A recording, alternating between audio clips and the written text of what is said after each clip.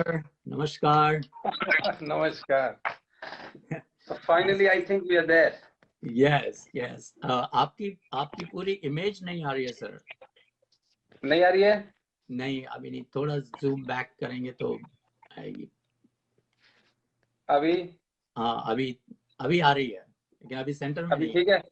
हाँ, सेंटर में सेंटर नहीं है. में नहीं है? हाँ, बस ठीक है. या ओके, हाँ, दिस इज गुड. ऑलराइट. चलो, इसमें लैग नहीं लग रहा है, तो so we should be good. So let's get started. Hello, friends. Welcome to another episode of our conversations with Suresh Mohan Senwalji, the world-renowned motivational speaker, life coach, and also author of some best-selling books. So, sir, हमने बहुत interesting topic choose किया है आज. Normally लोग ego को एक stigma की तरह समझते हैं, लेकिन आपने उसको बहुत अच्छी तरह डांस ऑफ ईगो बताया है. तो दो वर्ड्स हमारे व्यूअर्स के लिए, उसके बाद let's get started in our conversation. Alright. So first of all, let me apologize to all our viewers who could not see this telecast on time. But as you know, sometimes, it's our ignorance and sometimes technology, you never know. So, but having said that, as we all know, today's topic is very interesting topic, and this topic is my most loved topic, by the way. अच्छा. Now, why this is my most loved topic? Because I think I am the one who's struggling the most in terms of controlling my own dance of ego. हम सब And इसी that's mode why, में. and because I can clearly see dance of my own ego and what it makes me do and what kind of challenges I create for myself and sometimes for my surroundings too. The only difference is I can see this drama going on Right. and still be a part of it. So that's my limitation as of now. But trust me, I am really, this ego as a subject is something that I have been working very hard on myself, I would say. And still, I know I have miles to go to get any kind of a control or mastery over it. The only thing I can claim that I am able to see my dance of ego without being in control of it. Mm. So this dance of ego I can see. In the hindsight, I am able to, understand that, oh, this is what happened, this is what triggered this, and it should have been handled in a different way. That's the only difference. So all our viewers who are watching us, if they're assuming that I am someone who has been able to conquer ego and I have stopped this dance of ego in my own personal life, no, I would not like to lie to you. This will be a plain lie. The only difference, as I said, is that I am just a little bit more observant about it. That is it. So now listen to the rest of the conversation at your own risk. Sir, by just saying that you are aware and mindful of the ego dance that's happening right in front of you, you are miles ahead of us. हमें तो वो दिखता भी नहीं है. हमें तो उसके बाद में लगता है कि ओ ये क्या हो गया. तो सर, ईगो है क्या? Like what is ego? हमने डेफिनेशंस पढ़े हैं, विकी पे बहुत मिल जाते हैं, कई जगह मिल जाते हैं, गूगल करो तो. लेकिन ईगो है क्या? क्योंकि आप हर चीज बहुत सिंपलीफाई कर देते हैं और सिंपल टर्म्स में बता देते हैं. तो हमारे व्यूअर्स के लिए, like, what exactly is ego? Ego is a necessary but uncontrolled identity of self. All right. Now, why I'm saying it is necessary? Because it has functional and operational value. Without having any identity, you and I will not be able to survive in the current system that we have as a society. Right. Like, for example, I am an Indian. All right. So I am an Indian. This is my identity as a human being. All right. So suppose I say, no, I am just a human being. But with this identity, trust me, I cannot come to USA. I need to have a passport. I need to have a name. I need to have a nationality. Okay. And there are certain other things. So we all need ego to survive and function in our day-to-day circumstances. It is very much taught to us so that we can handle our day-to-day life. Okay. So it is necessary. But then after some time, these identities which were given to us for functional things, operational things, we sometimes get so immersed with these identities, we start treating them as a factual thing, as an existential reality, whereas, at times it is not. Right. So to simplify it right now, I would say ego is nothing but my sense of identity. So we Right. have different identities to describe our own self. Correct. Okay, like for example, I'm a father, I'm also a son, I'm a husband, I am a brother, I'm a boss to someone, I am a colleague to someone, I'm a motivational speaker, by the way. This is also an identity, right? Right. Right. So all these things are part of our ego. Right. आपने जैसे ही husband बोला तो आई cot that part वो वो सबसे tough dance of ego है between husband wife relationship में. तो इस पर आप कुछ कहना चाहेंगे, ये डांस कैसे किया जाए? देखिए, हस्बैंड वाइफ का ना ज्यादातर हम हिंदुस्तानी लोग थोड़े मजाक ज्यादा बनाते हैं, उड़ाते भी हैं, और उसमें सच्चाई भी है. लेकिन देखिए, और ऐसा कौन सा रिलेशनशिप है when you get matured, when you reach a supposedly a mature age after 24-25 years of your life, this is the only relationship जिनके साथ आप सबसे ज्यादा समय गुजारते हैं. Maybe not physically, but mentally.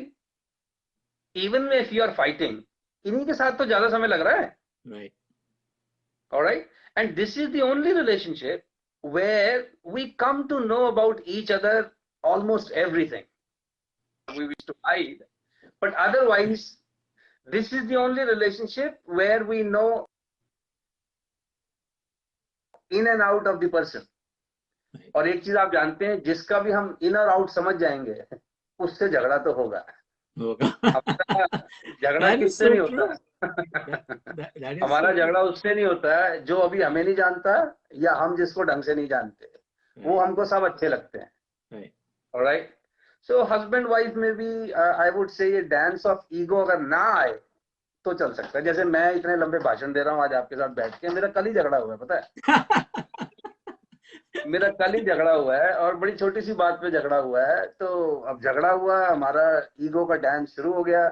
That how come you से this to me. अच्छा, आदमी भूल जाता है कि यार घर पे ना तू मोटिवेशनल स्पीकर नहीं है, तेरे कोई ऑटोग्राफ नहीं लिए जाने, तेरे को कोई वो पोस्ट पे तेरे थम्स अप नहीं आएगा.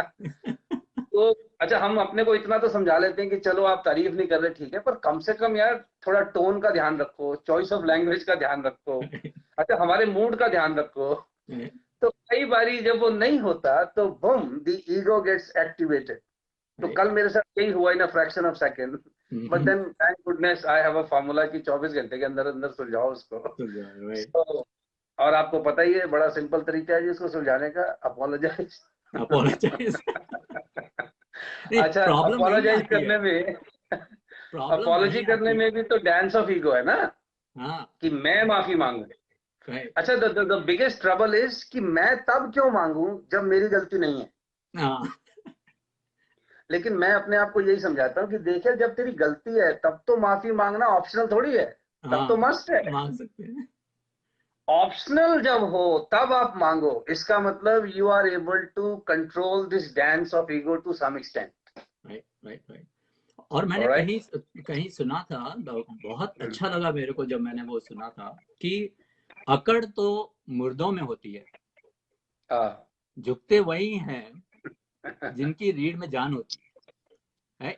हाँ, तो मुस्कान चेहरे की शान है, अकड़ मुर्दे की पहचान है। पहचान, वाह, that is very well said. Right?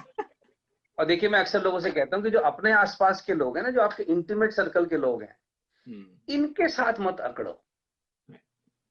हाँ, इनके साथ मत अकड़ो। देखो, आपको अकड़ना ही है ना, ईगो का डांस थोड़ा ज्यादा करना ही है। इतनी बड़ी दुनिया है, वहां जाके लगाओ झंडे। घर पे मत अकड़ो, उनके साथ मत अकड़ो जो आपके इंटीमेट सर्कल के लोग हैं। लेकिन that's the problem with the dance of ego. अगर आपकी ईगो कहीं और हर्ट होके आती है ना, तो आप अपने से कमजोर वाला घर पे ढूंढ के उसके सामने अपना dance of ego full fledged दिखाते हो। yes, yes, right, so that's the problem when people are unaware about their dance of ego. Right. जैसे फॉर हमने कहा, एग्जाम्पल, यू नो, अब मुझे नहीं पता, आजकल सब जगह घरों में होता नहीं होता, मेरे घर में अभी भी होता है, तो इसलिए I can give this example. I am fortunate that way कि जब आज भी जब हम घर में वापस आते हैं जी, तो कोई और ही पानी देता है हमको, अभी हम खुद निकाल के नहीं पीते। हाँ, so most of the time it is wife. Okay, so she will give a glass of water. तो अब होता क्या है जी कि अगर सपोज आपको आए हुए 5-10 मिनट हो गए हैं and for some reason wife is not around, she is busy in something. अच्छा, वो जब 5-10 मिनट बाद आई, तो उन्होंने अज्यूम किया कि बच्चों ने दे दिया होगा या खुद पी लिया होगा। लेकिन हम महाराज जो हैं अपने ईगो के घोड़े पे बैठे हुए हैं कि हमको कोई और पानी पिलाए।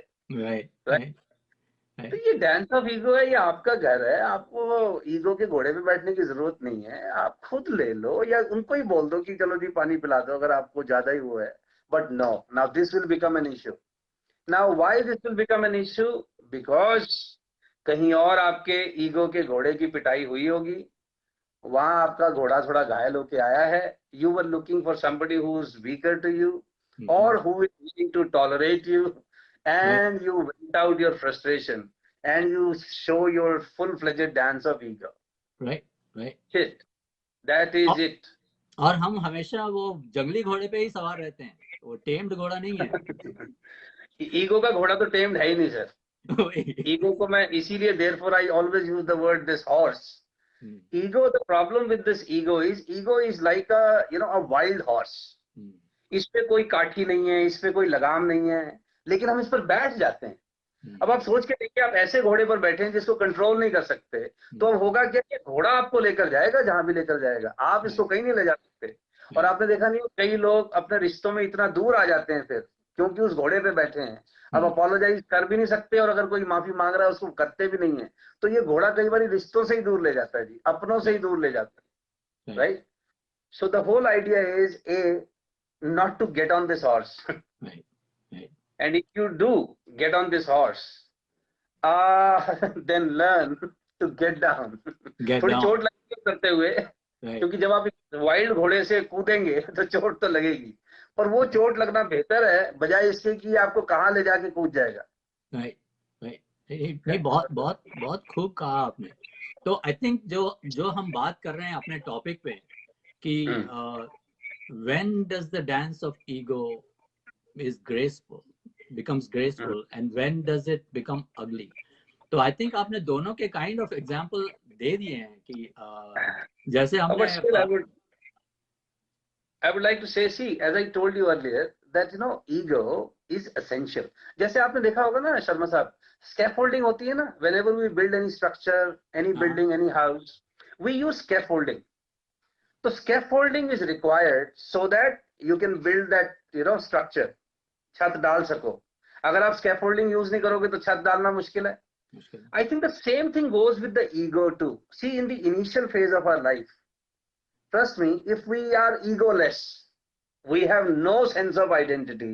I have just human's identity. I am just a human being.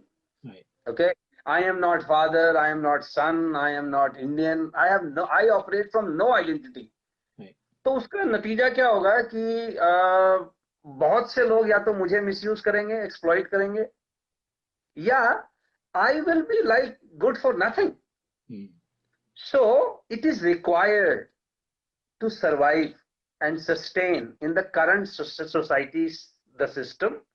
But then when we get too engrossed into these identity which were functional and we start treating them as an existential reality, then this dance of ego makes us suffer. For example, our parents always used to tell us कि भाई number अच्छे लाओ, values में रहो, ईमानदार रहो, और जो भी बचपन में उन्होंने कोशिश की थी, हमको तारीफ मिलती है, उससे आपको शाबाशी मिलती है। Right. तो उससे क्या होता है, धीरे धीरे फिर एक वो डेवलप होती है कि मैं जिम्मेदार आदमी हूँ, मैं ईमानदार आदमी हूँ। अच्छा, हो तो ये भी ईगो ही डेवलप रही है, एक आइडेंटिटी डेवलप हो रही है कि मैं ईमानदार, बिकॉज द मोमेंट आई से मैं ईमानदार हूँ, तो जो दूसरा ईमानदार नहीं है उसके बारे में आई हैव जजमेंट्स नाउ कि ये बेईमान है, ये चोर है, ये ऐसा है, इस पे भरोसा नहीं करना चाहिए। I am responsible, so the moment I say I am responsible, everybody else who is not behaving responsibly is irresponsible.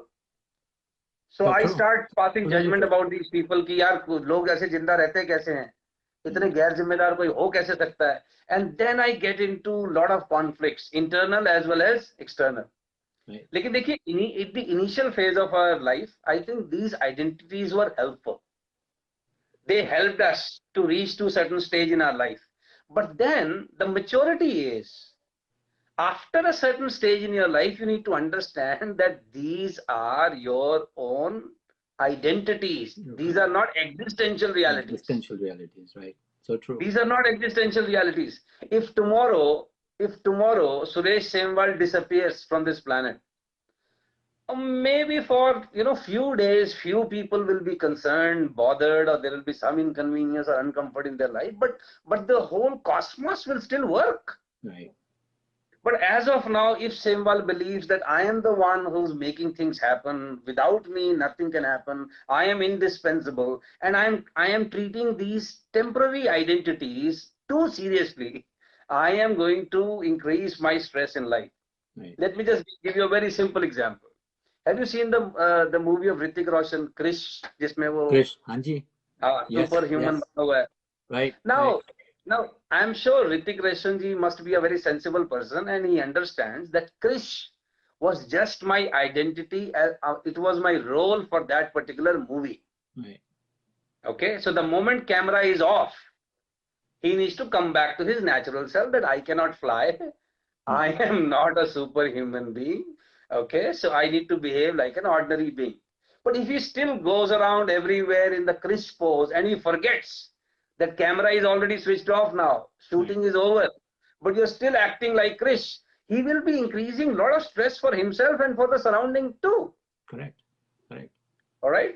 So I am a motivational speaker. That's all right. But you are a motivational speaker when you have people in front of you. You have audience.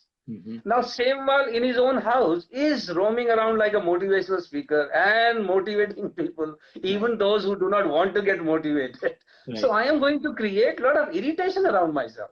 Right. I am taking this identity too much. I work as a motivational speaker. I am not just a motivational speaker. I am so many other things too.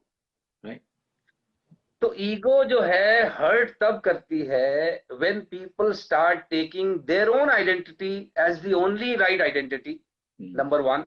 Right. Number two, they start passing a lot of judgments about everyone around themselves. Right. क्योंकि मैं अच्छा हूं तो बाकी सब मेरे आसपास जो हैं वो गंदे हैं, है ना? अच्छा, कई लोग भूल जाते हैं कि अगर आपके आसपास के सारे अच्छे होते, रादर आपसे भी अच्छे होते, तो महाराज आपकी ईगो का तो सत्यानाश हो जाता है, एग्जिस्ट होना मुश्किल हो जाता है, तो आपका तो एग्जिस्टेंशियल क्राइसिस हो जाता है.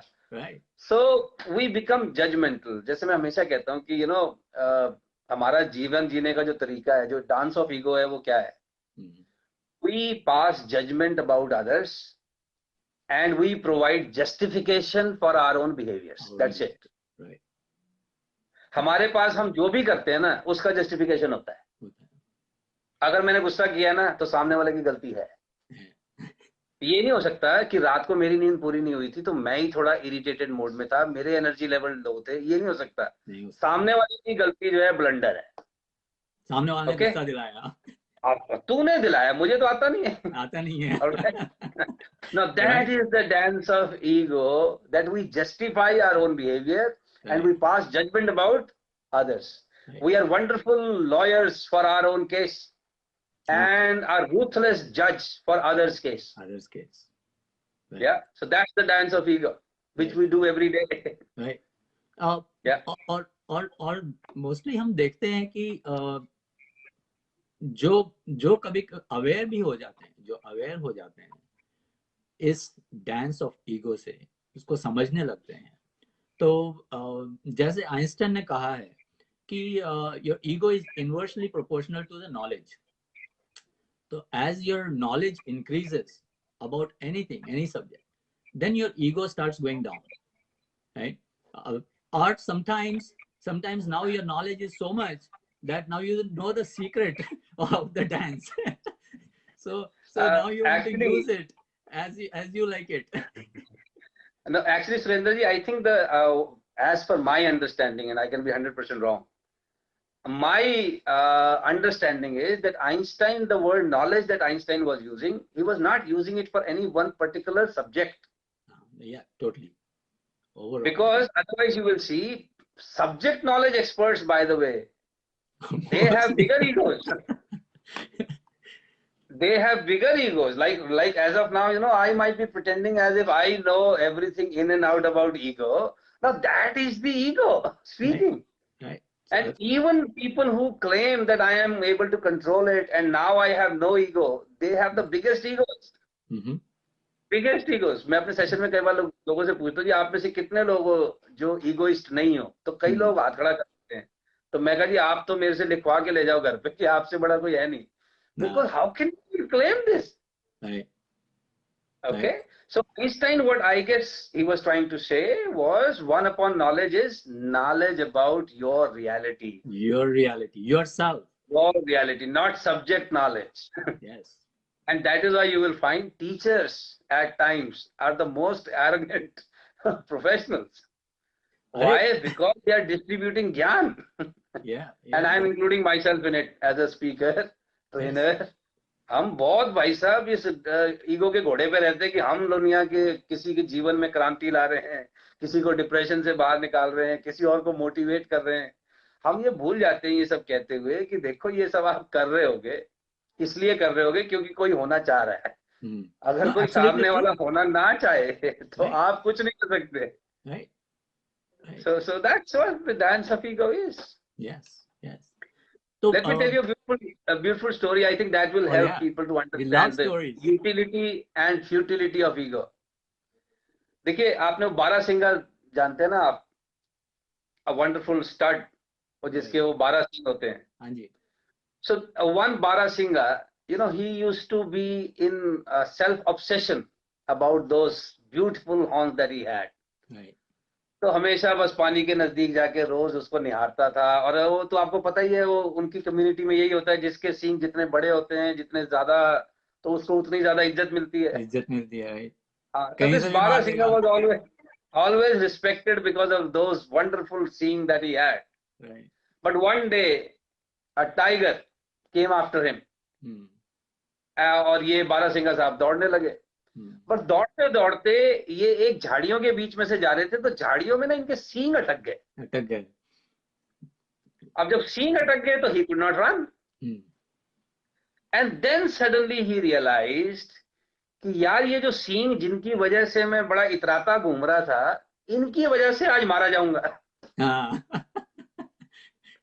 Correct. और ये जो मेरे पैर हैं जिनको मैंने कभी निहारा नहीं, कभी धन्यवाद नहीं किया, जो मेरे को आज तक बचाते आए हैं, पर मैं हमेशा ऊपर के सींग देखता रहता था और पैरों को कभी धन्यवाद नहीं दिया.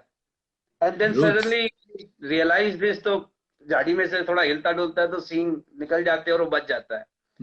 तो हमारी हालत भी ना वो ऐसी बारहसिंगे वाली है कि देखो, जब हमने शुरू में मेहनत की, पढ़ाई में मेहनत की, काम में मेहनत की, तो हमने एक दर्जा पाया, एक मुकाम पाया, अच्छी गाड़ी ले ली, अच्छा घर ले लिया, समाज में थोड़ी बहुत इज्जत करने लगे 2-4 लोग. तो अब हमें क्या करना चाहिए था? हमें होना चाहिए था thankful to parents, to God, to governments, to friends, to society, to system. लेकिन हमने क्या किया? हमने अपने सींग पॉलिश करने शुरू कर दिए कि ये मेरी वजह से हुआ है. And that is how ultimately we start suffering. See, my problem with ego is only one. That it starts making you feel miserable. Miserable, right? Yes. After some time, all those people who are super achievers, and by the way, they have inflated egos. I have no problem that if you have super ego and you are happy, I have no problem. I would not like to discuss ego with that person. But the deeper reality is these so-called super successful people, they are at times feeling miserable inside because of the dance of ego. Right. जैसे just one more example. जैसे हमारे जितने भी film stars होते हैं, देखिए आपने और मैंने भी ना अपना 40-45 साल का जो जीवन अब देख लिया है, तो अब अगर आप फेसबुक के कारण क्या होता है कि कई बारी ना आपकी 5 साल पुरानी फोटो, 10 साल पुरानी फोटो भी वो मेमोरी में दिखाता है। Right. तो ऑफ कोर्स जो मैं 5 साल पहले दिखता था, जो मैं 10 साल पहले दिखता था, तो आज मैं वैसा नहीं दिखता। तो you know it at times it hurts कि यार ये क्या चेंज आ गया यार। क्योंकि वो आइडेंटिटी थी ना अपनी, वो आइडेंटिटी थोड़ी सी चेंज होती है। तो आपके और मेरे तो चलो जो थोड़ा बहुत फेसबुक हमें तंग कर लेता है वो ठीक है। अब आप सोचो ये बॉलीवुड सुपरस्टार्स के बारे में, हाँ, जिनके चेहरे के कारण लोग इनको पहचानते हैं, मानते हैं। इनके आते ही लोग अपने फोन निकाल लेते हैं, कैमरास निकाल लेते हैं, इनके साथ फोटो खिंचाना चाहते हैं।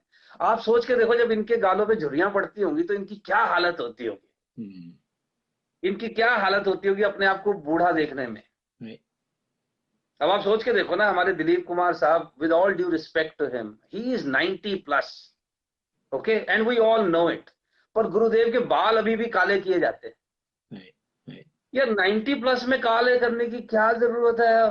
बट नो, उनकी जो एक परसेप्शन है, he is the Dilip Kumar, right? वो आइडेंटिटी मेंटेन रखनी है ना, अभी भी, अरे हम सबको पता है भी 19+ हो गए गुरुदेव, इट्स ओके। अब अगर सफेद बाल भी हो तो आपकी कोई इज्जत नहीं घट रही। But see, you need to protect that identity as much as you can. खड़े नहीं हो सकते, बैठ नहीं हो सकते, पर बाल काले करने बड़े जरूरी है। तो मैं बाल काले करने को मना नहीं कर रहा, पर डिसाइड कर लो कि किस उम्र तक करने हैं। एक उम्र की बात है, इट इज ओके। तो कभी कभी वही होता है ना, कभी कभी ऐसा लगता है कि वो एक फॉल्स आइडेंटिटी भी बन जाती है, जिसको हम बचाने के चक्कर में फिर लगे रहते हैं और उसमें फिर फंस जाते हैं। जैसे आपने पहले भी कहा है, like we suffer our achievements sometimes. Yes, we suffer our achievements. मैं कह तो रहा हूँ, यही आइडेंटिटी तो परेशान करती है। ये जब शाम को अपना मेकअप उतारते होंगे, अब दुनिया तो नहीं देख रही, पर ये खुद को तो शीशे में देखते होंगे कि ओ तेरी दुनिया कितनी पागल है। मेरे को सुंदर कहती है। क्योंकि आप सोच के देखो, जब उनका वो बेस उतर जाता होगा, वो जो भी लिशकारे लगाते हैं, जब खुद को देखते होंगे, कैसे हैंडल करते होंगे अपने आप को। Absolutely. क्योंकि सारी इज्जत तो चेहरे से थी। Yes. अच्छा, दुनिया को नहीं पता चल रहा, पर इस आदमी को पता है कि मेरा चेहरा ऐसा है नहीं जैसा वो होर्डिंग पे दिखता है। Correct. तो कितनी दिक्कत होती होगी उस आदमी को। Right. अच्छा, इसीलिए आप देखोगे ये लोग फिर वो डिप्रेशन और वो बाकी चीजों में हमसे जल्दी जाते हैं। इसीलिए फिर इनको अपने सिस्टम के अंदर ना वो एक्सटर्नल केमिकल भी डालने होते हैं टू फील दैट हाई। क्योंकि अब सपोज अगर हम हमेशा, तो बॉलीवुड स्टार से तो मतलब वाली बात हो जाएगी। तो उसको फिर अंदर कुछ ना कुछ डाल के दोबारा से वो एनर्जी क्रिएट करनी है। जो आप 25 साल में महसूस करते थे, आप उसको 50 में कैसे महसूस करोगे? तो वो एक्सटर्नल सब्सटेंसेस के चक्कर में पड़ते हैं। So therefore I am saying, I have only problem with the ego when it starts making you feel miserable. होता क्या है, ये बात में तो आपको अच्छा फील कराती है, ऑल सेड एंड डन हम सब जानते हैं कि जब आदमी ईगोइस्टिक बिहेवियर कर पाता है ना, उस वक्त तो बड़ा अच्छा लगता है। इस घोड़े पे बैठने का मजा भी कुछ और है। किसी की बोलती बंद करा दी, किसी से ज्यादा हम आगे निकल गए, हमारी गाड़ी थोड़ी लंबी हो गई, हमारा घर थोड़ा आलीशान हो गया, उसका मजा तो है। लेकिन समस्या ये है, उसका मजा इतना देर नहीं है जितनी फिर ये ईगो से सजा मिलती है। तो क्या इट्स अ प्रॉब्लम। तो क्या ये कहना सही होगा कि जब हम अपने आप को लाइक फिजिकल थिंग्स, जो दुनिया की लाइक आउटसाइड ऑफ अस, जो फिजिकल थिंग्स से अटैच करके जो आइडेंटिटी क्रिएट कर लेते हैं और उसमें हम फंस जाते हैं, right, then the dance of ego becomes ugly. अरे सर, मैं बताऊं आपको, बाकी चलो आपके और मेरे जैसे साधारण लोग ईगो में फंस जाते हैं, फिर भी समझ आता है। आपने सुना है ईमानदारी की ईगो? ओह अच्छा। हाँ, ईमानदारी की ईगो भाई साहब, ईमानदारी की जो डांस ऑफ ईगो है वो तो और बड़ा परेशान करती है कि बस मैं ईमानदार हूँ, बाकी जो है, जो बाकी जिन्होंने समझौते किए लाइफ में वो बेईमान है। Right, right. ओके, ईमानदारी की भी ईगो होती है, पता है, ईमानदारी की भी ईगो होती है। आपने सुना नहीं, कई लोग कहते हो भाई साहब चवन्नी नहीं खाई किसी की, चवन्नी। हम्म। वो हाँ, वो ठीक है, आपने एक आपने नहीं एग्जाम्पल खाई। भी दिया है ना अपने किसी टॉक्स में। वो हाँ हाँ भाई, आपने चवन्नी नहीं खाई किसी की, बहुत अच्छा किया आपने, बेईमानी नहीं करनी चाहिए, आपने नहीं की, बहुत अच्छी बात है। तो पुलिस वालों ने भी आपसे कभी कोई पूछताछ नहीं की, इनकम टैक्स वाले भी आपसे कभी कुछ पूछने नहीं आए, ईडी भी आपको तंग करने नहीं आया, नहीं किया आपने, बहुत अच्छी बात है। लेकिन अब इस बात का घमंड किस बात का है? घमंड के इस बात पता है किस बात का है? इनको कष्ट हुआ है ईमानदार रहने में। का। तो वो निकल के बेईमानों के आते हैं। मजे देख देख के अंदर दिक्कत हो रही है कि यार फिर मैं ईमानदार रहा तो फिर फायदा क्या हुआ? Right, right, वो यार, जब आप ईमानदार रह गए, रात को चैन की नींद सो जाते हो, और क्या फायदा चाहिए? right. लेकिन कुछ मैं जानता हूँ, ज्यादातर ईमानदार लोग तो मैंने देखा कि चैन की नींद सो जाते हैं, लेकिन ये जिनको घमंड है ना ईमानदारी का, ये कष्ट में रहते हैं। क्योंकि और इनको दूसरों देखिए का दिखता है, क्योंकि दूसरों की अ, जो ईमानदार नहीं है वो दिखता रहता है हमेशा, राइट। अरे मैं कह रहा हूँ, जो आदमी बेईमान है ना साहब, जो चोरी चकारी कर रहा है, वो देखो, एक तो लॉ ऑफ द लैंड से भी पंगे ले रहा है, और थोड़ा बहुत अगर ऊपर वाले को कहीं मानता है तो वहां भी पंगे ले रहा है। कितने बड़े रिस्क ले रहा है बेचारा, और पता नहीं उसके बदले में क्या कमा रहा होगा। या तो उस पे तो दया आनी चाहिए बजाय गुस्सा आने के। लेकिन होता क्या है जी, कि जब मैं ईमानदार रहा हूं और मेरे को वो आनंद नहीं आए जीवन में जो मैं चाहता था, राइट, तो मैं ये नहीं कहता कि देखो मैं ईमानदार तो था, लेकिन उसके साथ टैलेंटेड भी होना चाहिए था, राइट। उसके साथ शायद थोड़े मेरे में इनिशिएटिव्स भी होने चाहिए थे। वो अपनी फिर उन चीजों को नहीं देखता, वो सोचता है कि सिर्फ ईमानदार होने से सब कुछ हो जाना चाहिए। तो वो भी ईगो है ना, वो भी डांस ऑफ ईगो है। So, sir, would you say somewhere our society, the social media, our movie industries, that can come under society. So, are they somewhere responsible in creating this false sense of ego? I'm calling it false because uh, it's not the correct identity. If it was correct identity, they will know that this is my identity and they will be like, but they are creating this ugly dance of ego. And is somewhere our society is responsible for this, or what would you say? See, what is society? Society is consist of you and I.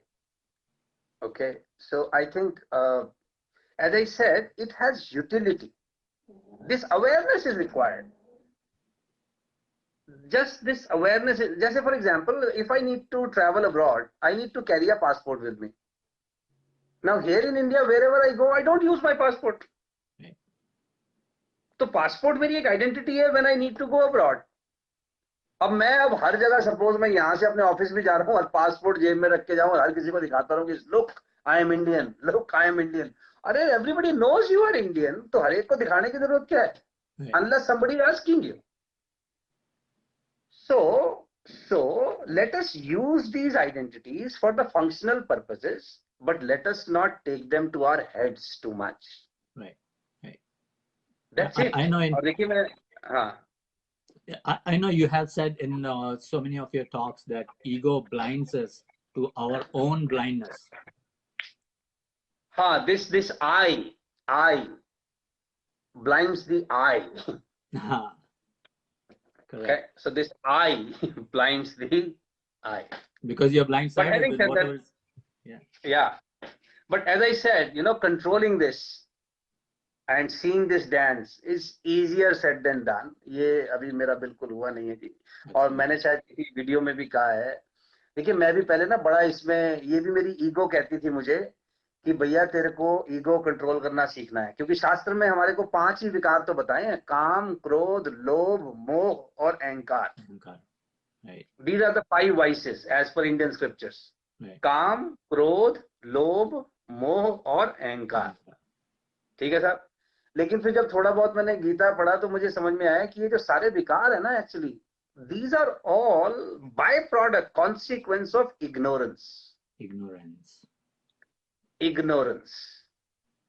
Okay, so इसी these are knowledge की बात actually, कही है Einstein sir ने शायद। yes, इसी की कही है, फिजिक्स की नहीं कही। हाँ, So because people do not know their true identity, अच्छा यहाँ I don't want to sound very spiritual or religious here, and I'm not asking people to believe into any god or religion.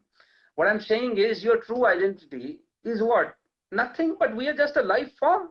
yes, But that is an existential reality. right, We are a life form. Hindu, Muslim, Sikh, Isai, businessman, serviceman, these are all functional, operational identities. right, So let us just stick to this identity that I am just a life form. I am just a life form. I am a human being. Rest everything is my role, which I am doing. right. तो खैर, अब ये इतना ज्ञान प्राप्ति के बाद भी हमारे कंट्रोल तो हुए नहीं, बात बात पे तो हमारा घोड़ा इधर उधर चला जाता है, अभी भी चला जाता है, बातें बंद कर देते हैं हम लोगों से करनी, अभी भी होता है, अभी भी होता है मेरे साथ, राइट। तो मैं बहुत परेशान भी रहा हूँ पिछले मतलब आज से 2 साल पहले तक मैं बहुत परेशान रहता था इस बात से कि यार ये सेमवाल ये ना बड़ी हिपोक्रेसी है कि तुम बातें करते हो सेमिनार में एंगर कंट्रोल, एरोगेंस पे और दुनिया भर का, लेकिन अपना मतलब कुछ नहीं है। तो बहुत क्रोध आता था अपने ऊपर, क्योंकि वही है ना, जैसे मैंने कहा ना, एक्टर्स को कैसा लगता होगा मेकअप उतार के अपना शीशे में अपना मुंह देखने में, तो ऐसे ही ना अपने को भी लगता था सुरेंद्र जी घर आके ना कई बार कि यार ये बातें बहुत अच्छी अच्छी कराया तू, पर अपनी तो भाई साहब दिन प्रतिदिन वजन बढ़ रहा है उसका, बढ़ रहा है।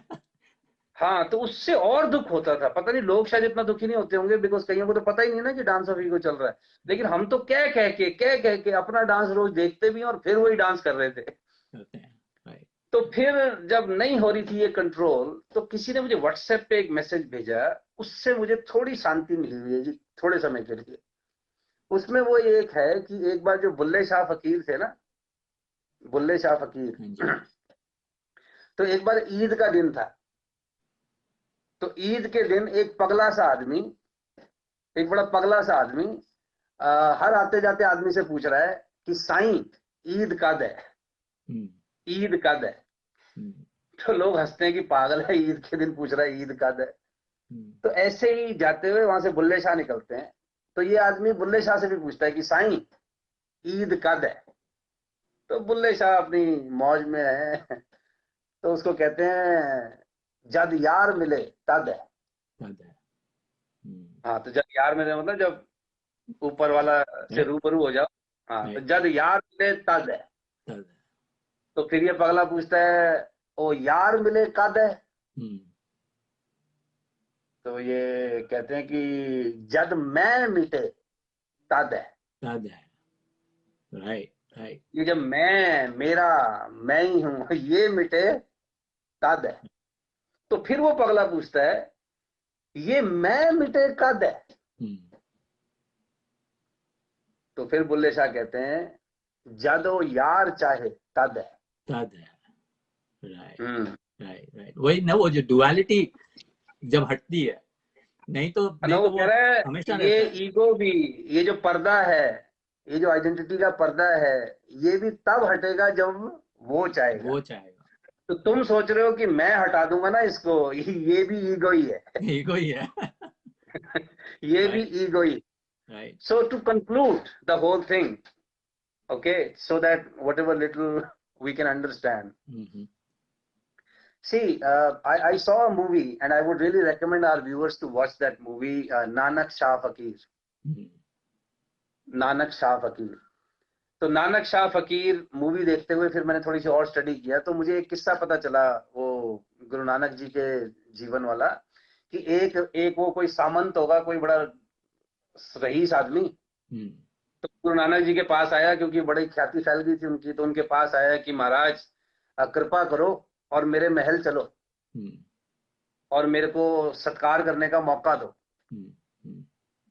तो गुरु नानक जी ने कहा भाई अब आप यहाँ आ गए हो, मिल लिए, हम महल में जाके क्या करें। कह रहे नहीं साहब, मेरे महल को पवित्र कर दो, आप आओगे तो मेरा घर तर जाएगा, कुटिया में चलो मेरी, अपने महल को कह रहा है कुटिया में चलो मेरी। तो गुरु नानक जी ने उनसे कहा कि भाई आप ऐसा वहां पर क्या दोगे मुझे, या क्या कहोगे या क्या करोगे जो यहाँ नहीं कर सकते। तो उसने कहा नहीं जी, अगर आप वहां चलोगे तो मैं आपको अपना महल दे दूंगा। तो गुरु नानक जी ने कहा कि यार तू दे देगा बहुत अच्छी बात है, पर वही चीज दे सकते हैं किसी और को जो तुम्हारी अपनी हो। हाँ। तो उसने कहा जी ये महल मेरा है। हम्म। कहता है यार तेरे से पहले तेरे पिताजी भी यही कहते थे इस महल के बारे में हाँ। कि ये तेरा है कि ये उनका है। तो कह रहा है ये जब तू नहीं रहेगा महल तो तब भी रहेगा, किसका होगा फिर ये महल? हम्म। तो कह रहे महल तेरा नहीं हुआ, ये तेरे से पहले भी था, राइट। तेरे बाद भी रहेगा, राइट। तो तू भी अभी उसमें रहता है तो ये तेरा नहीं है। हाँ। तो उसने कहा अच्छा ठीक है जी, महल नहीं तो मैं ऐसा करूंगा, मैं अपना राज्य दे दूंगा आपको। वो भी उसने कहा तेरा फिर नहीं। क्या कर रहा है, राज्य भी तेरे से पहले भी था, राइट। तेरे बाद भी रहेगा, तो राज्य भी तेरा नहीं है। कहता अच्छा जी ऐसा करो, मैं आपको अपना शरीर दे दूंगा जी, हाँ। अपना शरीर दे दूंगा, जान दे दूंगा। वो भी तेरा नहीं है। आप देख भाई, ये भी तेरे माँ बाप ने दिया था शरीर, यहाँ की रोटी चावल खा करके तूने ये शरीर बनाया, ये भी तेरा नहीं है। और एक दिन ये वैसे भी पंच तत्व में ही विलीन हो जाना है, तो तेरा नहीं है ये। तो कहता जी अच्छा मैं अपना मन दे दूंगा जी आपको, बुद्धि दे दूंगा। तो उन्होंने कहा मन तेरे को सारी जिंदगी भटकाया है उसने, तेरे कंट्रोल में है नहीं, तो है तू नहीं। वो मुझे कैसे दे देगा? मुझे तो फिर राजा बड़ा चक्कर आया उसको, उसने कहा जी फिर मैं, मेरे पास तो फिर कुछ है ही नहीं। नहीं है। तो कह रहा बस इस चीज को ध्यान रख, हाँ। इस चीज को ध्यान में रखते हुए जो काम कर रहा है उसको परमात्मा का आदेश मान के सच्ची नियत और दिल से कर। राइट। That's it. राइट। मुझे अगर भेंट ही देनी है तो अपना ये मैं और मेरा ये भेंट दे दे, और अपना काम कर इस हिसाब से कि तेरा कुछ नहीं है। तुझे अगर प्रजा की सेवा करने का मौका मिला है तो वो परमात्मा का आदेश है, इसको ईमानदारी से कर। तो बस मुझे फिलहाल इतना ही समझ में आया जी कि इस पर थोड़ा काम करके देखना है कि जो रोल हमें ऊपर वाले ने दिए हैं, जो रोल बख्शे, उस रोल को पूरी ईमानदारी से, जो हमारी कैपेसिटी कैपेबिलिटी है उसके हिसाब से उस रोल को ढंग से पूरा कर दें। लेकिन इस रोल को अपना एक्चुअल एक्चुअल रियलिटी ना समझें, और जो करें दिल लगा के कर दें, और जो मिल जाए उसको प्रसाद समझ लें sir. Yes, that is so true. वो ये जो समझ है जो आपने बताई है, ये अगर हम थोड़ी सी भी कर लें और थोड़े थोड़े वक्त में भी करते रहें बीच बीच में, देन जैसे आपने पहले ही बताया, प्रयास प्रयास करो। वो प्रयास करना, आपने बस ये सोचना कि या I want to make the dance of ego graceful rather than ugly, वो समझना सोचना और उसकी तरफ फिर प्रयास करते जाना itself is going to make you a little a better person, a better human being, है ना? यस। और अगर आप एक स्टेप आगे चलें तो प्रयास नहीं, अभ्यास करें इसका। अभ्यास, करेक्ट। हाँ, अभ्यास करें। अभ्यास करने का प्रयास। प्रयास ना करें। प्रयास करने में क्या होता है ना सुरेंद्र जी, प्रयास भी ना, अगेन इसकी कोई एग्जिस्टेंशियल रियलिटी नहीं है। जैसे मैं इस कुर्सी से खड़ा होने की कोशिश नहीं कर सकता, या तो मैं खड़ा हो जाऊंगा या मैं खड़ा नहीं होऊंगा। नहीं होगा। लोग ना सिगरेट छोड़ने की कोशिश करते हैं, और सिगरेट छोड़ने की कोशिश कैसे करते हैं? रोज सिगरेट पीने का अभ्यास करके। Good one, yes. हाँ, सो ट्राई, ये ना थोड़ा सा डिसेप्टिव वर्ड है, तो इसको अवॉइड करें। दूसरा तो हम लोग कर सकते हैं आज से, इन आवर कन्वर्सेशन अपने आप से ना एक सवाल पूछना चाहिए हमको, that when I talk to someone, उसमें से कितना परसेंटेज कम्युनिकेशन मेरा अपने बारे में होता है। अच्छा, अगर उसमें दूसरे के बारे में कुछ होता है तो उसकी तारीफ होती है या उसका निंदा होती है या उसको फीडबैक होता है? ओके। तो एक तो ये ध्यान रखें कम्युनिकेशन करते समय। Second, become careful about the use of the word I, my, me, mine. Where do we exactly use I, my, me, mine? If we are using it in taking responsibility, then it is okay. Right. But most of the time, this I, my, me, mine is not for taking responsibility. In terms of responsibility, we use you, your, you are the one. Right. Right. Okay. So if we reduce a conscious reduction in the word usage of this word I, my, me, mine, trust me, even this exercise, this practice can help us to observe the dance of ego little more clearly. Right. Right. So sir, actually हमने काफी let start किया था, तो वैसे time Yeah. Almost हो रहा है। तो जी. एक जस्ट क्योंकि हम खुद वर्क इन प्रोग्रेस हैं, तो Of course.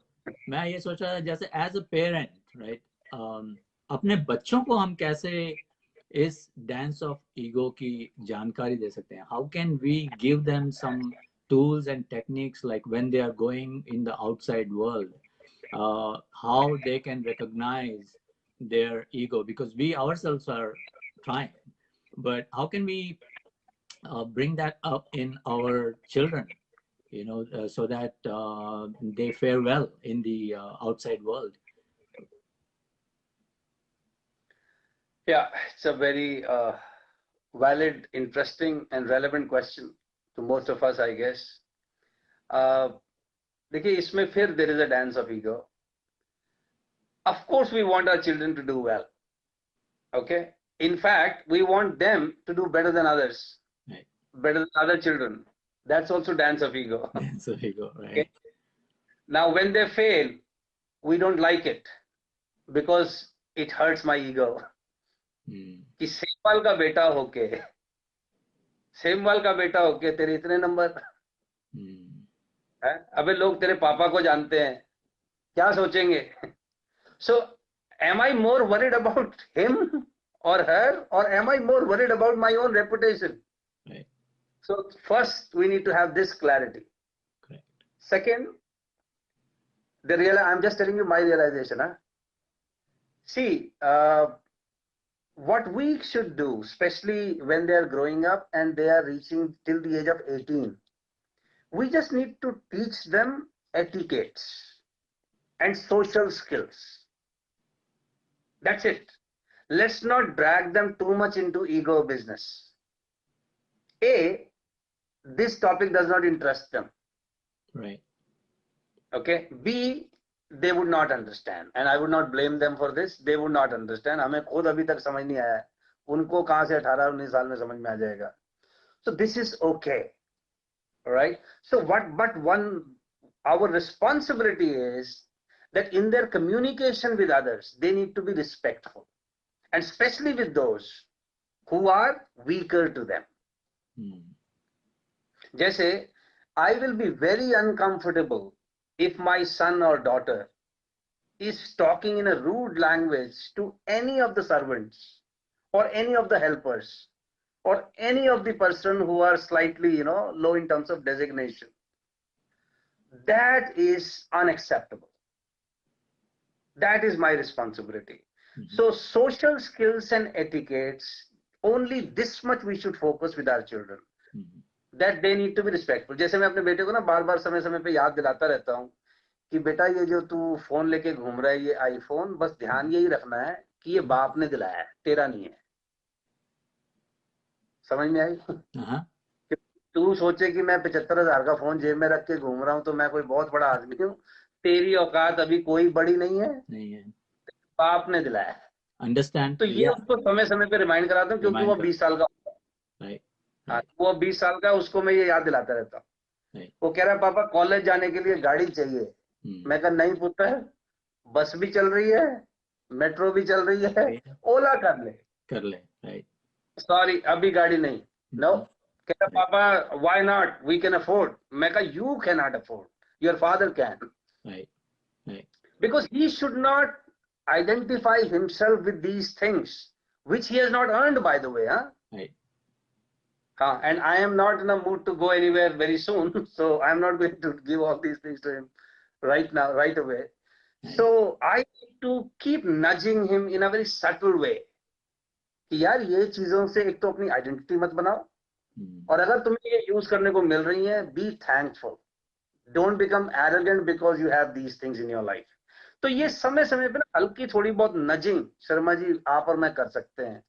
और जो अंतिम चीज मुझे रियलाइज हुई है, इस सब के बावजूद, आपने भी देखे होंगे, आई एम श्योर मैंने भी देखे हैं, बहुत अच्छे माता पिता, मतलब विनम्र माता पिता, पढ़े लिखे माता पिता, संस्कार वाले माता पिता, बच्चे इतने निखिद निकल जाते हैं कई बार कि मतलब बड़ी समाज में बड़ी शर्मिंदगी होती है, लोगों को हैरानी होती है कि इनके बच्चे ऐसे कैसे निकल गए. राइट. तो ऐसे में ना वो माँ बाप कई बार मुझसे जब पूछते हैं कि यार सेमवाल जी हमसे क्या गलती होगी, हमने तो बचपन से पूजा पाठ किया है, ये भी पूजा पाठ करते थे जब तक हमारे कंट्रोल में थे, ये सब चीजों का ध्यान रखते थे, ये कैसे हो गए ऐसे? तो they get into lot of guilt, remorse. तो फिर मैं उनको समझाता हूँ कि देखो ये भी ना फिर हमारी ईगो ही है कि आप जैसा चाहोगे अपने बच्चे बना लोगे। वी फॉरगेट वो समटाइम्स दैट सोचना ही, राइट। ये भी तो डांस ऑफ ईगो है। ये करेक्ट करेक्ट। हाँ, अब देखो साहब, ये जो बच्चे हमारे जीवन में आए हैं ना, they have come through us, not for. Yes, so they also have their own journeys by the way. Right right. अच्छा, आपने ये भी देखा होगा कई लोग ऐसे होते हैं जो खुद इतने मतलब परले दर्जे के निखित लोग होते हैं, लेकिन उनके बच्चे इतने सभ्य, सुशील, मेहनती, ईमानदार निकल जाते हैं। राइट। वो भी तो होता है। बिकॉज सी एवरी सोल, हमारे इंडियंस में तो ये मानते हैं कि every soul has its own journey. लेकिन होता क्या है कि हमारी वो जो आइडेंटिटी ऑफ फादर मदर है, वो हमें ये मानने से मना कर देती है कि नहीं नहीं मेरे वाला है तो ऐसा ही होगा। ऐसा ही होगा। That is also dance of ego. तो उस केस में तो कभी कभी ये भी होता है कि हम खुद एक फॉल्स आइडेंटिटी का शिकार बना देते हैं उन्हें, of you know. Course of course. तो फिर वो भी जब बाहर की दुनिया में जाते हैं तो उनको भी ये डांस करना पड़ता है। कभी कभी कभी वो जो जंगली घोड़ा है उसको टेम करने का हम खुद मौका नहीं देते हैं अपने को भी और बच्चों को भी। So true. जैसे आपने अपनी एक टॉक में जो मेरे को बहुत अच्छा लगा, जो सोल्यूशन आपने बताया कि कैसे इस ईगो जैसे हम ट्राई कर सकते हैं, या फिर हाँ कि एक कोई वर्दी गोल सेट करें और हाँ, so this is forgiveness, the solution.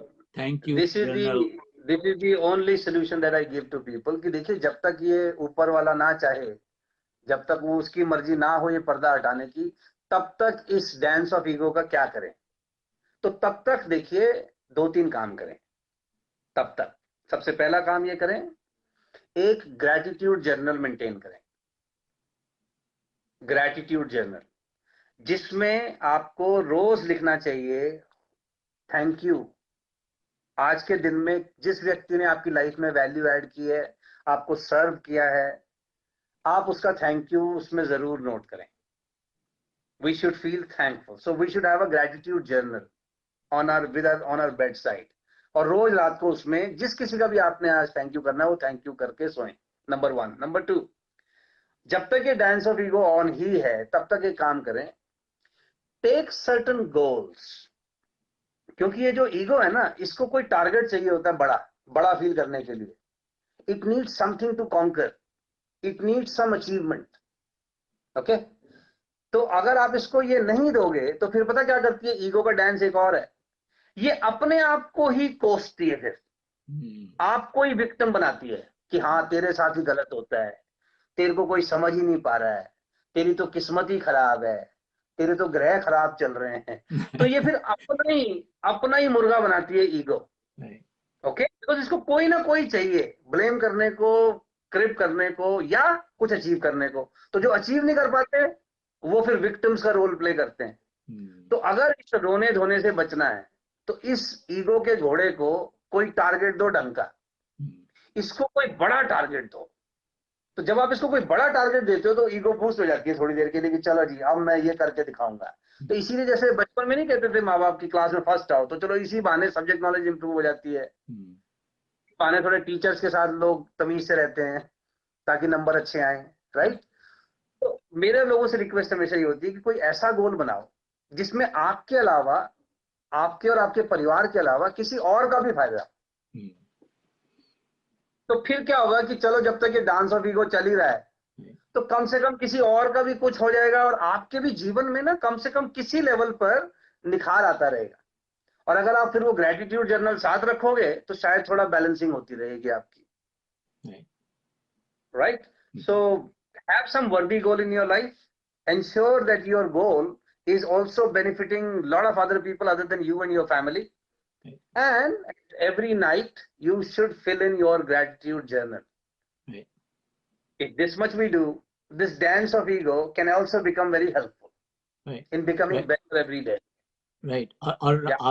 आपने बहुत खूब कहा है कि मीन्स हम क्योंकि इस ईगो को इतना बड़ा बना करके चलते हैं कि मैं किसी को माफ नहीं कर सकता, लाइक फॉरगिव नहीं कर सकता, राइट? सो आई थिंक वो फॉरगिवनेस जो आपने कहा है कि फॉरगिव भी करें तो you can work on your ego, कि मीन्स थोड़ा सा सुकून की नींद आ सकती है, या फिर यू स्टार्ट फीलिंग बेटर। आप ही की आप कहें तो और ज्यादा अच्छी तरह से कहेंगे इसको। See, forgiveness के मामले में भी सुरेंद्र जी, I think I am going about to post one video in detail. Forgiveness में भी ना एक चीज समझ में आई है सुरेंद्र जी, ये थोड़ा डिफरेंट एंगल है। कई बारी because of the dance of ego आप ऐसे आदमी को भी माफ कर देते हो जिसको नहीं करना चाहिए। पृथ्वीराज चौहान ने 16 बार मोहम्मद गौरी को माफ किया, जो आपके राज्य पे चढ़ाई करने आ रहा है, कत्लेआम कर रहा है, आपको आपका राज्य हड़पना चाहता है। 16 बार आप उसको हरा चुके हो और आप वो कहता है अच्छा जी अब मैं हार गया हूं, जो तुमने करना है कर लो। तो हमारे पृथ्वीराज चौहान कहते जा तुझे माफ किया, और वैसे भी तू कर क्या लेगा। देखिए जो कुपात्र है, जो डिजर्विंग नहीं है, उसको माफ करना भी डांस ऑफ ईगो है। Because this is how you get a boost to your ego कि जा तुझे माफ कर दिया। यार माफ तो कर दिया, पर इस आदमी को ये माफी मांग भी रहा है, ये अपनी गलती रियलाइज कर भी रहा है। माफी उसी को करनी चाहिए जो अपनी गलती रियलाइज करता है, शर्मिंदा है और एक कमिटमेंट कर रहा है कि मैं इसको दोबारा नहीं करूंगा। लेकिन कोई बार बार करता है और आप उसको माफ करते हो तो आप अपनी ईगो को यूज कर रहे हो, ईगो को ही बूस्ट कर रहे हो। बहुत सही बताया आपने सर, ये दिस इज सो ट्रू का मतलब यहाँ पे भी हम अपने ईगो को ही सेटिस्फाई कर रहे हैं उसको माफ करके। जा तुझे माफ किया, जा क्यों तुझे माफ नहीं किया। पता। मैं क्यों बताऊं, मैंने कर दिया माफ। मेरे सबॉर्डिनेट, मेरे टीम मेंबर में मेरे सबॉर्डिनेट के सबॉर्डिनेट से कोई गलती हुई है, और गलती क्या हुई है, 2-3 बार गलती हो गई है उससे। तो मेरे सबॉर्डिनेट ने as per rule and regulation उसको रेप्रिमांड किया, फीडबैक दिया, नोटिस दिया, जो भी किया। अब ये आदमी सीधा मेरे पास आ गया कि sir I am extremely sorry sir, मुझसे गलती हुई है, मैंने सर को भी माफी बोला था, but he is not buzzing, तो आप मुझे माफ कर दो। तो अब क्योंकि हमारे दरबार में आया है तो हमने कहा जा तुझे माफ किया, सब ग्रेड को मैं समझा दूंगा, जा। होगा क्या, इसका नतीजा क्या होगा, नेक्स्ट टाइम से जब ये कोई गलती करेगा तो मेरा सबॉर्डिनेट खुद ही माफ कर देगा कि जा भाई ऊपर के भी तू दरबार से माफी ले ही आता है। लेकिन इससे होगा क्या, ऑर्गेनाइजेशन में रूल्स रेगुलेशन नहीं चलेंगे। Just because I can does not mean I should. I should. Oh, that's so true. Right. So just because I can does not mean I should forgive people. I should forgive, but I should forgive when people are apologetic about it. Otherwise, this is again dance of ego. Dance of ego. Yeah. So and the second thing about and the second thing about forgiveness, there are a lot of people who suffer because they are not able to forgive someone. That is also a reality. So somebody did something wrong with you and you are not able to forgive that person. And the bigger problem is you are not able to forgive that person, but you are not even in a position to punish the person. Right. And that is a bigger problem, correct? Most of us suffer from this, by the way, that there is somebody who has done wrong to me. I am not in a position to punish that person. That person happens to be either inaccessible or is bigger than me or more powerful than me. So I cannot punish this person. And at the same time, of course, I can't forgive this person.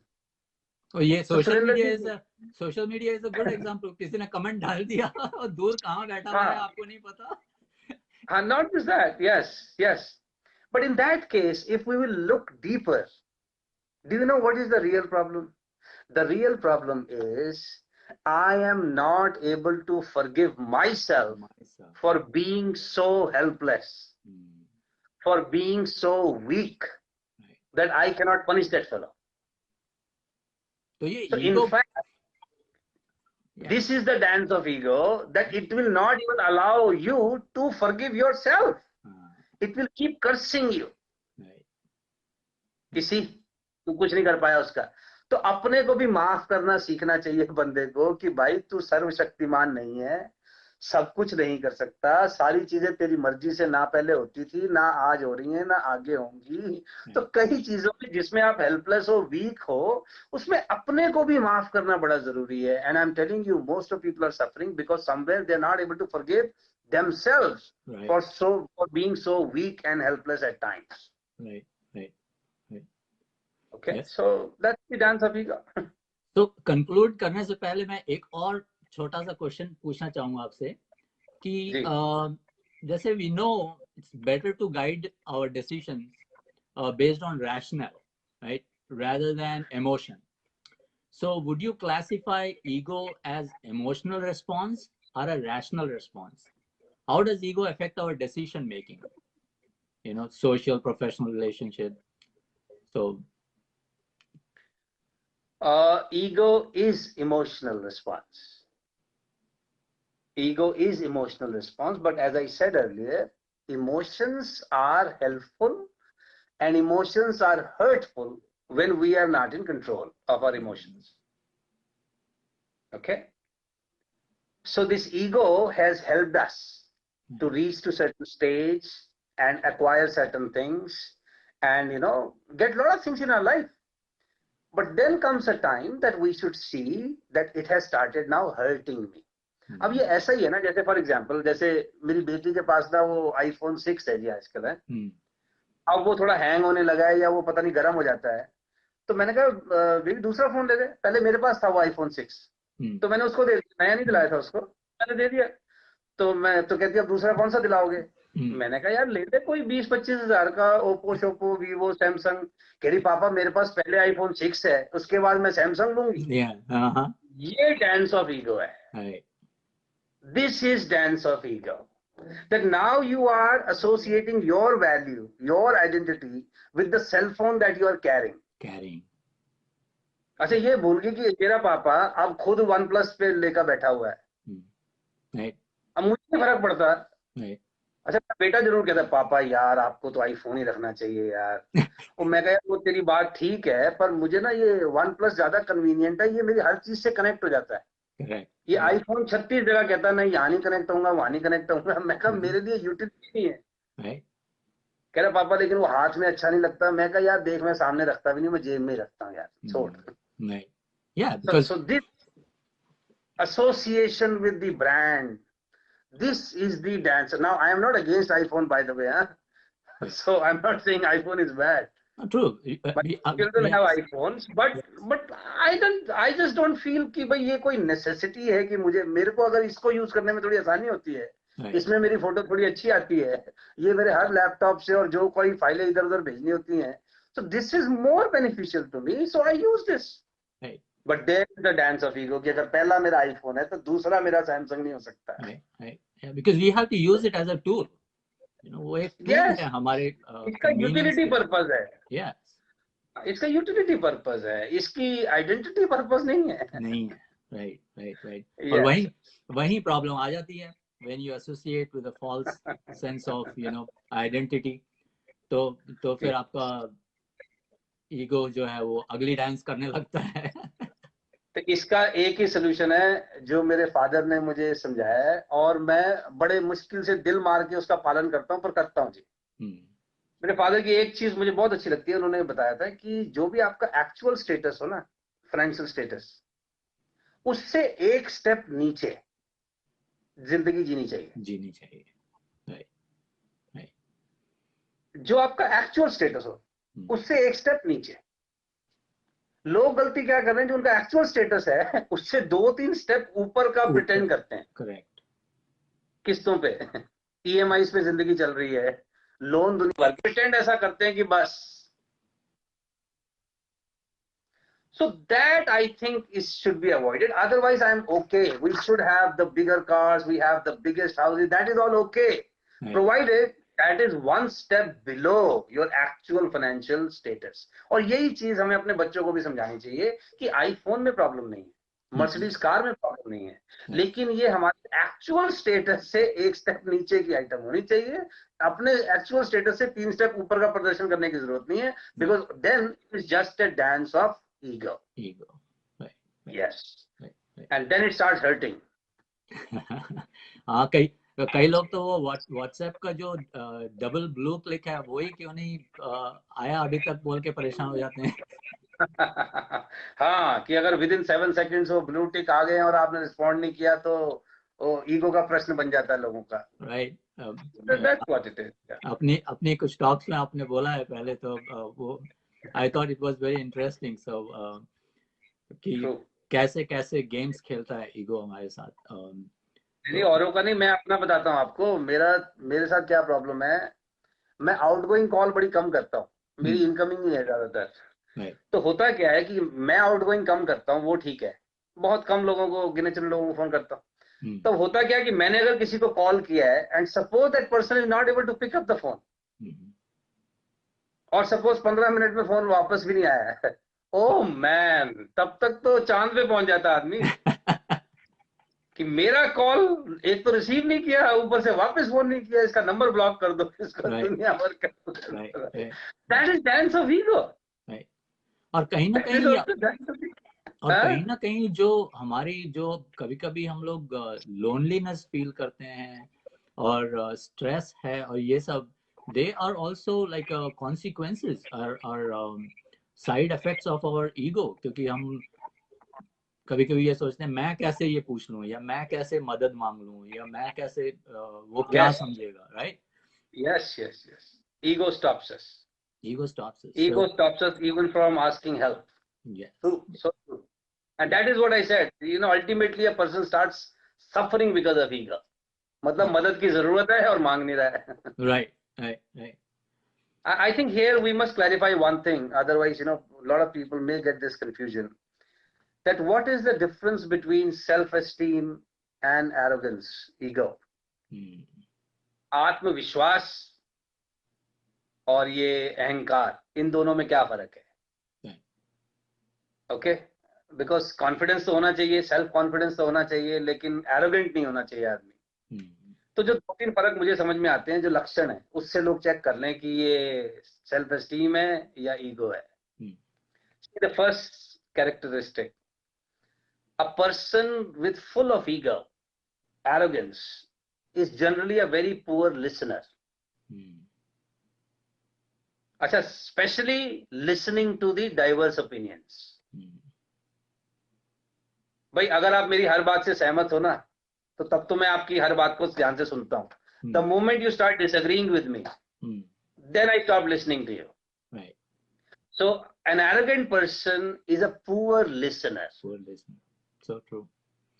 So a person who can listen without interrupting, a person who can allow people to finish their point of view even if you disagree with them, okay, and is willing to look at their point of view, may not agree, right, but is at least allowing people to speak and finish their point.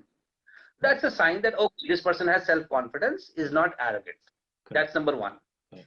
Number two, people who are full of egos, generally they are very good fault finders. In fact, they consider that their only job is to find faults. Right. ये गलतियां पकड़ने में, गलतियां बताने में, और सिर्फ गलतियां पकड़ने और गलतियां बताने में बड़े एक्सपर्ट होते हैं। और ऐसा नहीं है कि ये जो गलती बताते हैं वो गलत होती है, गलती बिल्कुल सही होती है, गलती होती है वो, लेकिन ये भूल जाते हैं कि ये सिर्फ गलतियां बताते हैं। So they are full-time fault finders. Right. Yes, because see, when you find fault in somebody else, only then your ego gets a boost, right? Boost, right? Ego gets fulfilled. Right. लेकिन self confident वाला आदमी है ना, that person will give a chance of face saving to the person if this was a mistake. Right. Repeat offender के साथ तो मैंने कहा ना, पनिश करना चाहिए। हाँ।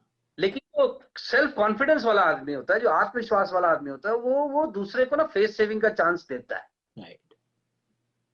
Third, people who are arrogant, they never apologise. उनसे कभी गलती तो होती नहीं। अच्छा, अगर होती भी है तो वो ऐसे कहते हैं, ओ सबसे होती है गलती, इंसान गलतियों का पुतला है, हमसे भी होगी तो क्या हो गया। But a person with self confidence and good self esteem, if they realize their mistake, they're willing to apologize, unconditional apology. Correct. All right. And if you take care of these three things, then the chances are we are behaving as a person with self-confidence, we have self-esteem, rather than being arrogant. Right. Right. Okay. Yes. So true. So that's it. Yeah. So true. बहुत बहुत सही बातें बताई आपने. Sir, we started with a bumpy ride, but अपना technology की वजह से जो भी है, so my apologies to all the viewers. Rather, my apologies, sir. No. So So sorry. thank you, sir. और Thank you, Jay. सभी viewers, thank you so much for staying on the Facebook Live, and I'm sure you gathered a lot of information and some action items for yourself if you're looking for some techniques that you can use to tame your ego. It's going to be hard. It'll be a journey, but the moment you decide that you want to bring a change, you can always do that. So like Samuel sir has given us some good techniques. Please try to follow up on them and use them. So Samuel sir, once again, हमने एक episode से start किया था. This is 4th episode. सो कभी सोचा नहीं था कि आपसे इतनी गुफ्तगू हो पाएगी, बट आपका बहुत बहुत शुक्रिया for giving us a chance. And हमारा सौभाग्य है कि आपसे बात करने का हमें मौका मिल रहा है और इतनी अच्छी अच्छी बातें सुनने को मिल रही हैं. So we will also join with you in the journey to dance, make the dance of our ego graceful rather than ugly. So thank you very much, sir. Once again, have a good night. And thank you, sir. Okay, sir. Thank you, everyone. Thank you for your patient listening, and thank you, Surendra ji, for this invite once again. It's always a delight interacting with you. और आप इतनी तारीफ कर देते हो, इससे भी dance of ego ना और बढ़ जाता है. और नहीं sir, those are all well deserved. So I know क्योंकि आप हमसे बहुत आगे हैं. So you are aware. ये तो हमारे जैसे हैं जो कि ऐसे ही सर मेरी ईगो बड़ी होती है, पता है. ऐसे ही बड़ी होती है. But anyway, thank you so very much. Thank you for your compliment. Thank you, sir. Thank you very much. And thank you. Everybody enjoy your day. और इंडिया में हैं तो good night. Jai Hind. Thank you so much. Bye bye. Jai Hind. Bye bye.